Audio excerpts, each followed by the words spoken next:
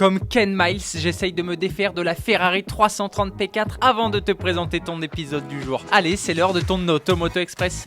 C'est le plus puissant des SUV de luxe. Aston Martin nous avait donné rendez-vous pour la présentation d'un DBX survitaminé. Le constructeur n'avait pas menti. Je te présente le DBX 707. Pourquoi 707 ? Rien à voir avec le célèbre agent 007. 707, c'est tout simplement sa puissance. Elle provient d'un V8 4 litres biturbo d'origine AMG. Les turbos ont été remplacés et le calibrage du moteur a été retravaillé. Ce moteur est couplé à une boîte à 9 rapports. Le 0 à 100 est expédié en 3 secondes 3 et la Vmax est fixée à 310 km/h. Pas mal du tout pour un SUV de 2 tonnes 2.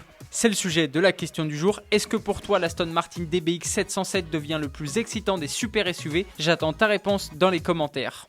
Péage, les tarifs augmentent aujourd'hui. En 2005, l'État décide de privatiser les sociétés d'autoroutes. Depuis cette date, chaque 1er février est synonyme d'augmentation du tarif des péages. Si elle avait été modérée en 2021, 0,4%, elle pique beaucoup plus en 2022, 2% en moyenne. Mais où va cet argent ? Sur un ticket de péage de 10 €, 3,70 € vont dans les caisses de l'État, 3 € servent à l'entretien du réseau, 1,60 € pour les salaires et les achats de matériel. Et l'1,70 € restant sert à rémunérer les actionnaires. C'est un nouveau coup dur pour les automobilistes. Et oui, les prix des carburants continuent d'augmenter.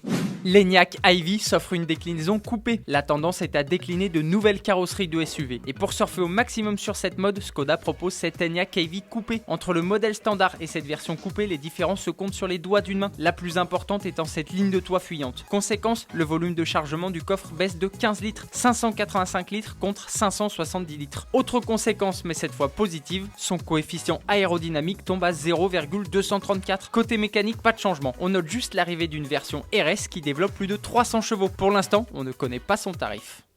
De l'essence de synthèse dans le prototype de Porsche. Le constructeur a levé le voile sur son nouveau prototype d'endurance. Il est encore très camouflé, on ne voit donc pas grand chose. Mais Porsche n'a pas été avare en informations. On sait qu'il sera animé par un V8 biturbo couplé à une motorisation électrique. Mais contrairement à Peugeot, Toyota et les autres constructeurs engagés, le prototype allemand ne sera pas alimenté par de l'essence classique. Et non, il utilisera un carburant de synthèse. C'est une première dans la catégorie. Pour voir ce que cela va donner, il va falloir être patient. La première course du prototype Porsche est prévue en janvier 2023.